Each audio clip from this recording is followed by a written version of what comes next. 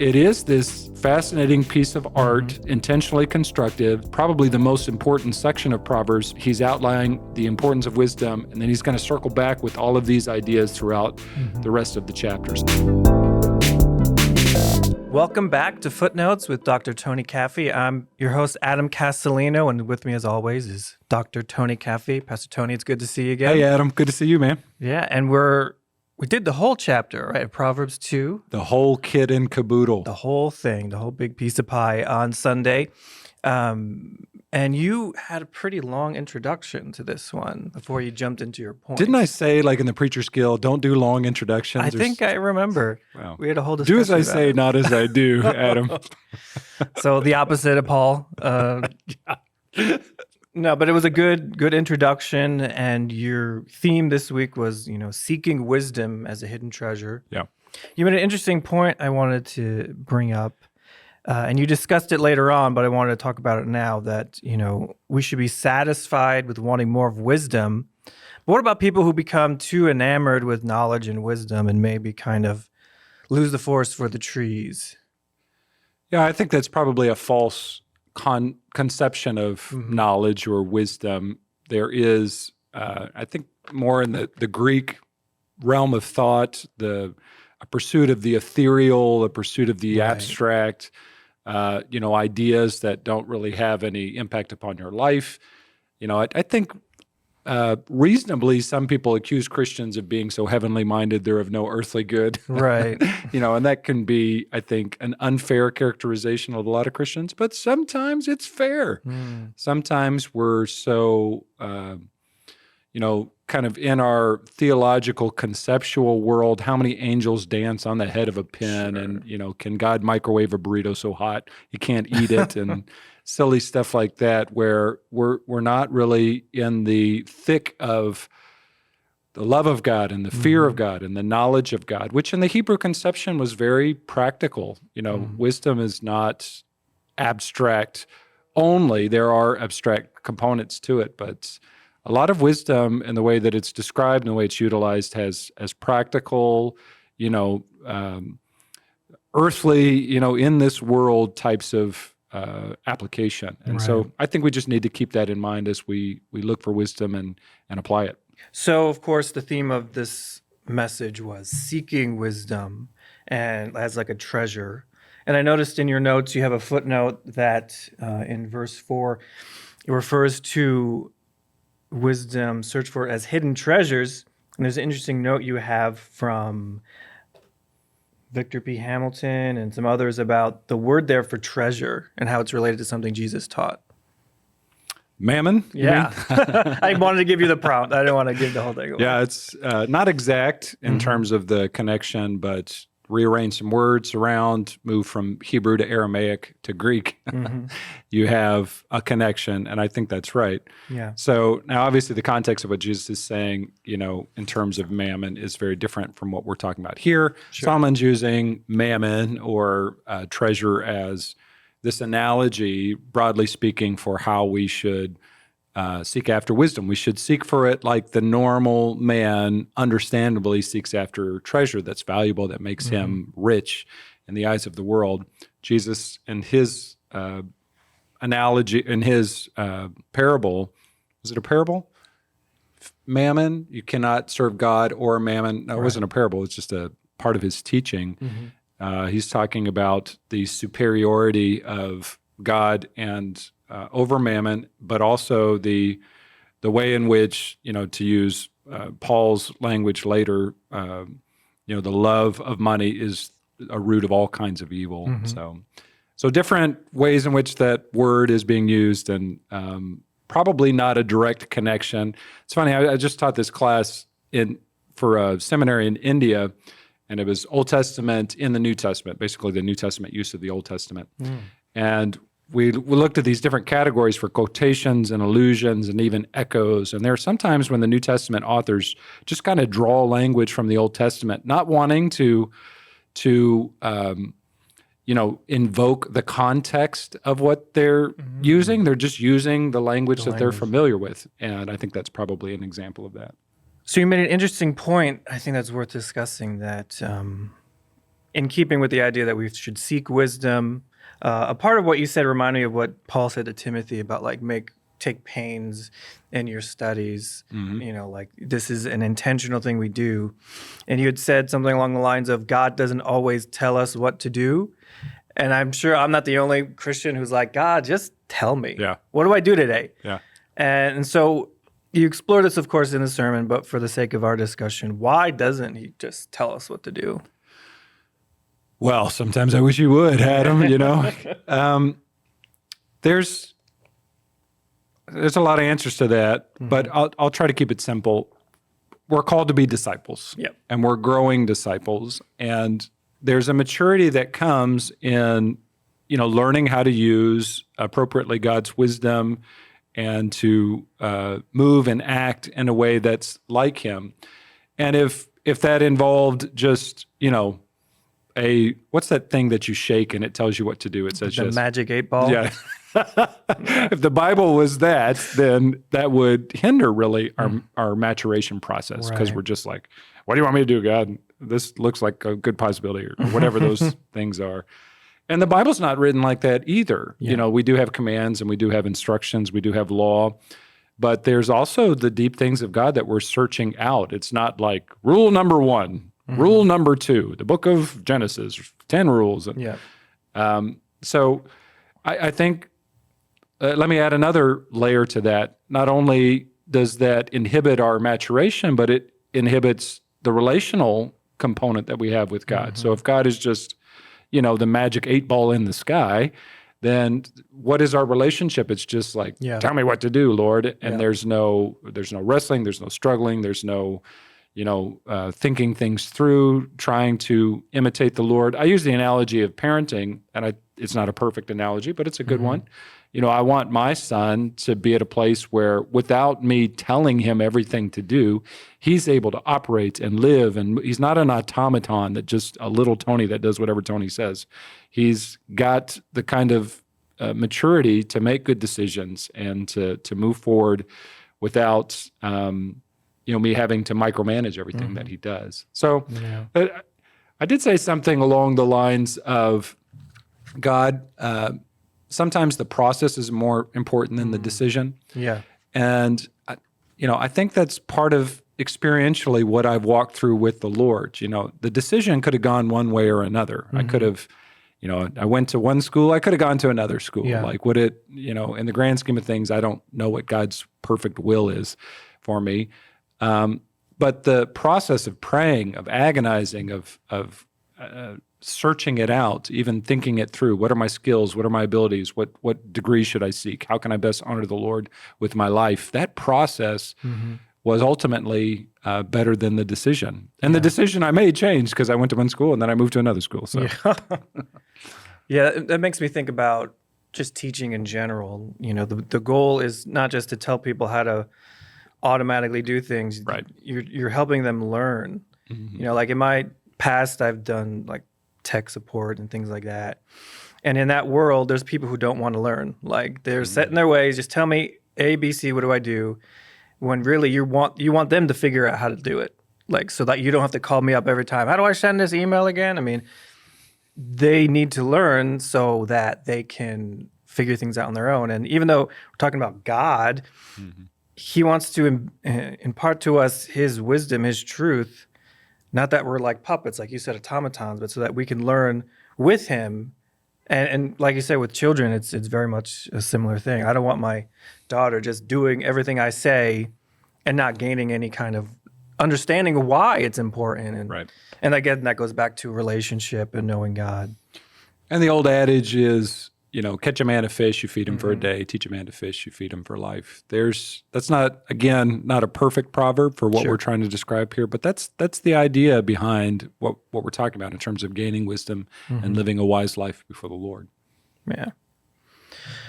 And so your second point was very interesting. You talked about how the wisdom seeker is safeguarded by the Lord. That in seeking wisdom, there's this idea of protection and even like victory or success. And, you know, again, this is another subject that we would probably have to wrestle with, because in this world, we're not perfectly, exempt from all the stuff in this world. Christians die martyrs' deaths. Yeah. Yeah. Yeah, and we face much of the same struggles as this world. But as you pointed out, seeking wisdom and seeking God's way of doing things will protect us or help us avoid so much stuff that someone who disregards God's wisdom will stumble right into. Yeah, so let me approach it from a horizontal plane and then a vertical plane. So on the horizontal level, I think Ronald Reagan said, somebody asked him once, like, how do I avoid getting stuck in a pattern of poverty? And he said, get married and stay married for your whole life. Something like that, I'm paraphrasing. And this came from a man who was married 2 times and had learned that wisdom through his second marriage. So there are certain ways that God has hardwired our world. That's the way I describe it, that if you do X and Y, then you will get Z bad and then also good. So if you get, let's just use an extreme example. If you get hooked on crack cocaine, that's going to lead to something bad. If you get addicted to a substance, even less addictive substances, food or alcohol, God has hardwired our world in such a way that that's going to lead to inebriation, that's going to lead to breakdown of your family, to erratic behavior. Same thing if you bounce from one job to another and you can't hold a job down, or if you are always blowing up in anger at people, and blowing up your relationships. Yep. So a lot of Proverbs is that's not good. That's not a way in the horizontal plane of life in this world to get the good things that God has in a common grace way available to you. And so that's all over this book. And I can say that on that second point on the horizontal plane, you will be safeguarded as a truism, going back to the genre of Proverbs, and say, more often than not, this is what's going to happen. If you get married and stay married, that's going to be better for you than to have an adulterous affair or to go, and get in some violent altercation with a bunch of knuckleheads. But I can also say it on the vertical plane in the sense that we, as the saints of God, that's the term that's used there, chassid, are safeguarded for eternity. Those who belong to him, that are a part of his covenant. Even if we in the New Testament covenant world die martyrs' deaths or go through extreme suffering, which many do, God's going to safeguard our soul right into eternity. Yeah. And so that's it's important to cover both of those planes and not de-emphasize the horizontal, like, what does it matter if you live a horrible life in this world? God's grace is sufficient. Well, it still matters that you don't live a reckless life and then just ask God's grace to cover it, because there are real consequences in this world that can manifest for you and for your family and for the church at large. So I want to, and I've been wrestling with this. Maybe you can see me agonizing a little bit, Adam, because I want to preach this truth from Proverbs and preach in a way that's convictional and hitting home, but I don't want to preach it in such a way that we lose sight of the gospel, which is the overarching meta narrative of the scriptures. Yeah. I think you're doing a good job of connecting those two, because as you said, grace means we're forgiven, but that doesn't mean I can just do whatever I want because of those natural consequences. And, I've learned in my own life, grace is necessary to do the right thing, because I can't depend on my own strength to be, I'm going to be just as righteous as Proverbs says. Well, if I trust in myself, I'm going to fail. But by the grace of God, he's the one showing us how to do it. Right. And we need to be able to say to our kids as parents, like, don't have premarital sex. Yeah. Don't chase sin. Why? So that I can stay saved or be? No, it's just right. It's a good thing. It's going to be better for you. But while we're on the subject, you're a sinner and you need Christ to save you from your sin. So that's where the grace part comes in. Yeah. So teach that to your kids as well. That's right. And I could look at my own life. I've made plenty of mistakes, but those areas where by God's grace and help, I've obeyed Scripture, I'm so thankful that I did.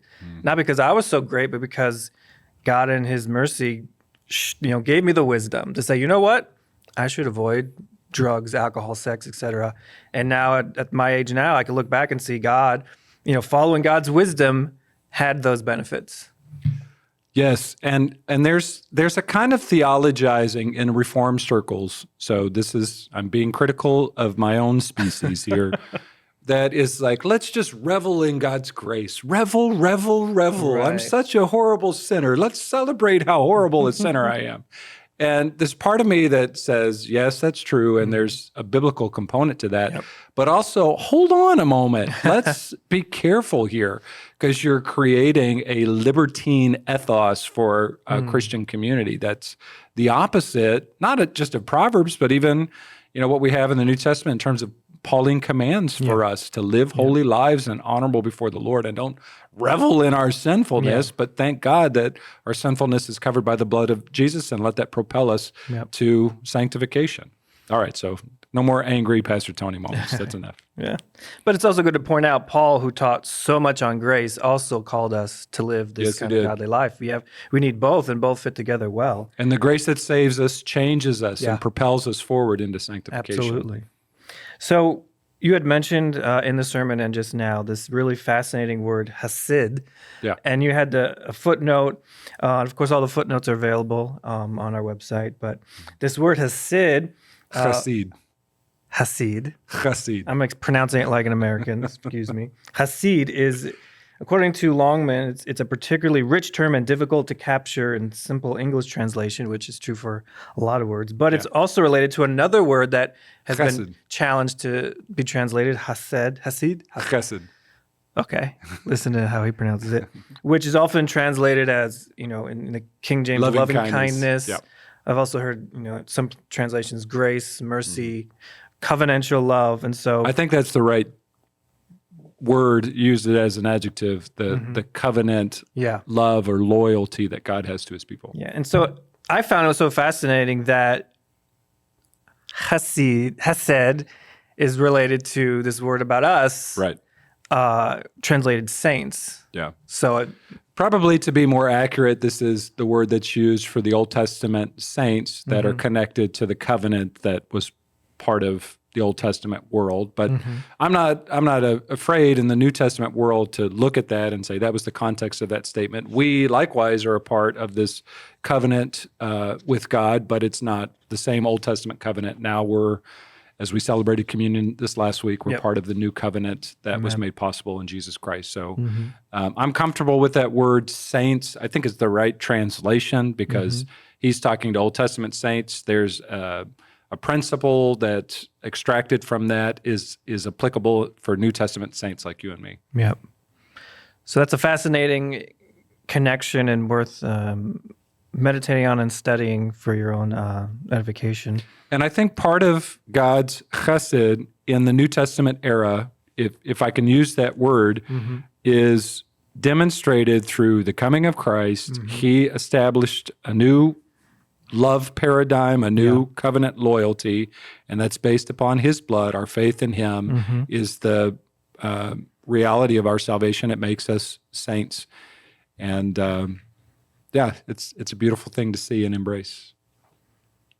So as we are moving through your text, your third point, which kind of you broke down through a few stages, is That's an old trick, Adam. to squeeze If in you want to get some more points, just use subpoints. subpoints. Yep.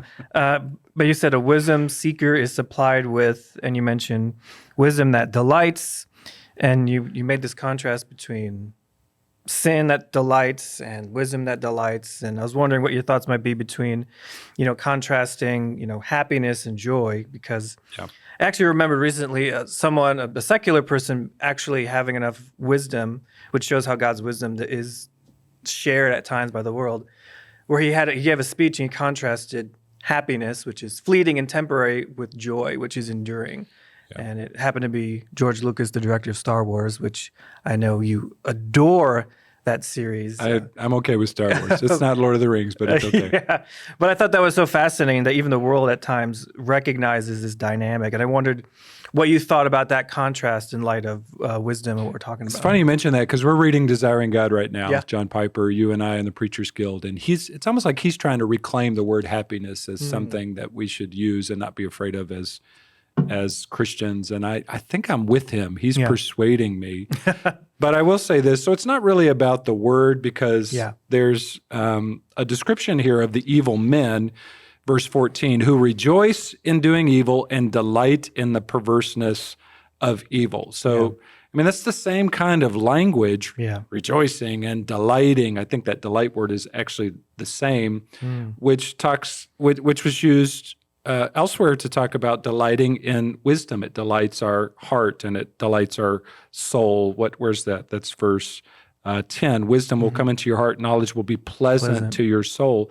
So it's not really about the words. It's about, there's good happiness and there's bad happiness. Let's say that. There's a kind of pleasure in evil. We know that's real. We know that happens.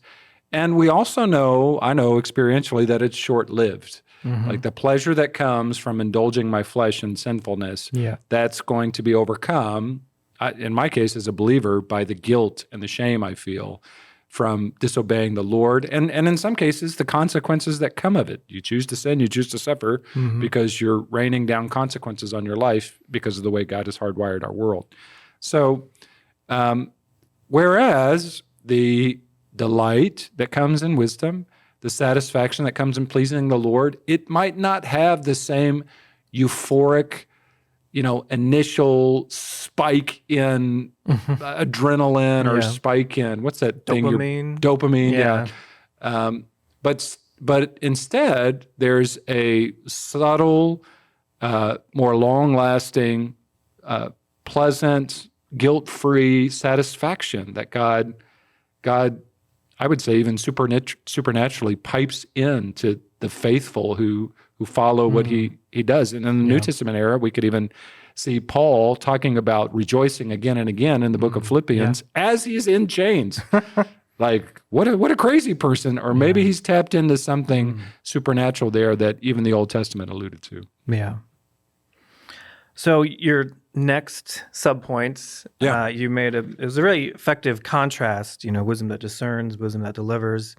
And you explored, the one, obviously it's written towards a young man, and he avoids men that want him to join them in their sinful pursuits. Yeah. And then the woman, the foreign woman who wants to entice him to stumble into some serious sin. And of course, it's oriented towards men.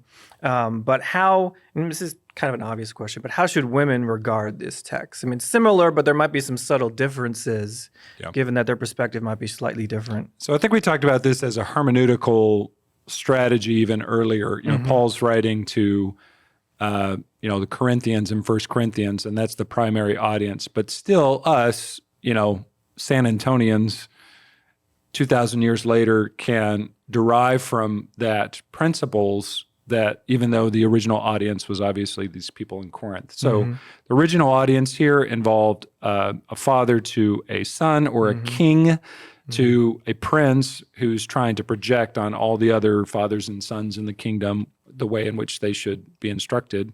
We can derive from that principles maybe more directly for young men, but broadly as well for women, older men, all across the board. We shouldn't sleep with people who aren't our husband or wife, Absolutely. And I need, in this world, we need to be really specific about that. A woman should have a man who's a husband, and a man should have a wife, a woman who's a wife. And that heterosexual, monogamous relationship is the way that God has designed it. And anything apart from that is is being cautioned against here broadly. So there's that. But I mean, in that particular text, Proverbs 2, there's idiot young men who are doing stupid things. Yeah. It would be foolish to think there's not idiot young women doing maybe not the same kinds of things, but similar things. We've all seen Mean Girls, or at least I found out recently that everybody in my small group has seen Mean Girls except for me. So old women, old men as well do foolish, stupid, dangerous, silly things. And we can extrapolate, I think, principles for all the different age groups based upon this. But I think, so I want to do that, and I appreciate your question to give it more broad ranging application.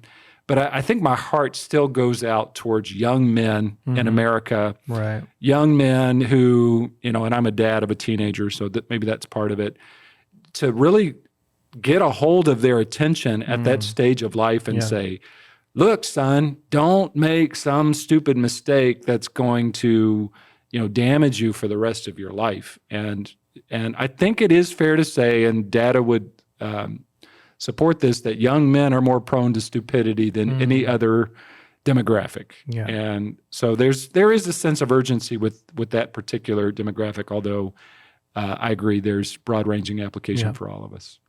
Yeah, I think there's that old urban legend that young men pay more for car insurance and they can't rent cars until they're older because like the statistics are like, you're going to wreck your car. That everyone else know, but you got to pay more. So I don't know if that's true. But it is true. No, I'm paying for a teenager who has car insurance, and we just saw that spike, and we're like, what? So there you go. So I think this is the second time you've referenced Hotel California in a message. I don't know how many people in our congregation appreciate the connection Probably there. more than Mean Girls, I would guess. Probably. I saw Mean Girls a long time ago, so I don't really remember. Don't watch it again. Yeah. And so in that section, you're referencing, the Hotel California, of course. It's like you're trapped. You can never leave. It's kind of like a parable in a sense. Yep. But in our text, it talks about those who are the departed. And you mentioned this fascinating Hebrew word, Rephaim. I said that wrong, right? Rephaim. Rephaim. And so you have some notes here, but it's a kind of an interesting word I thought we'd discuss for a little bit. Yeah, and there's kind of an interplay of poetry and literality. If you sleep with somebody who's not your wife, that doesn't necessarily mean you're going to die. But sometimes it does. I mean, there's even in crime movies, they'll say things like, well, why did this person commit murder? It's either because of money or sex. Those are the cause for all murders. Maybe that's an overstatement. I don't know.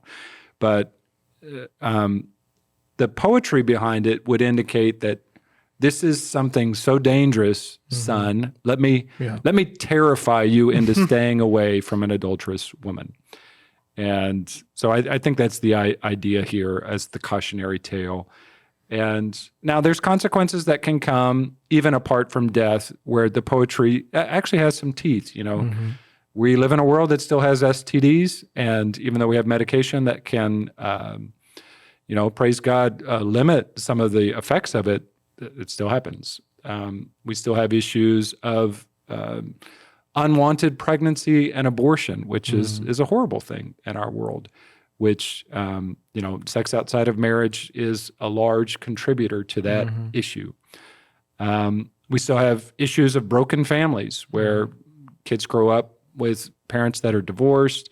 So I guess what I'm trying to say is there's all kinds of negative things that are rained down on our society when sex with an inappropriate person becomes normative. And goodness gracious, it's 2023 in America, and we're seeing it everywhere, Adam. And so I think this cautionary tale has some teeth, and I think we need to take this poetry seriously in terms of the way in which we're allowing negative, deathly kinds of consequences to invade our world because we want free sex with whoever we want, whenever we want it. That's not turning out to be a great thing. Yep.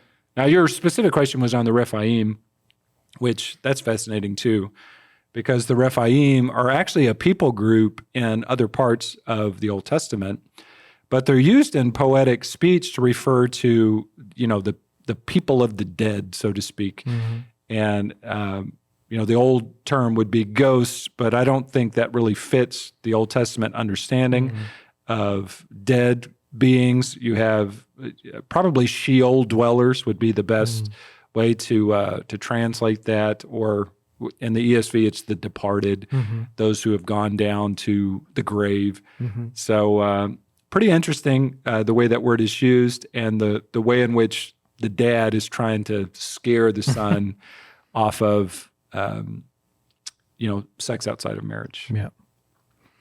So, any final thoughts on Proverbs chapter 2 as we wrap up? No, you said at the beginning that it was a large section and we covered it all. Part of that was intentional because Bruce Waltke would talk about this as being an entire work of art from start to finish. There's 22 verses. There's 22 letters in the Hebrew alphabet, and even though it doesn't follow all the letters like an acrostic in the Psalms, most of the verses do follow an aleph, aleph for the first 11 verses, and then the lamed is the key letter that follows the next 12 verses 12 through 22. I think that's the right breakdown.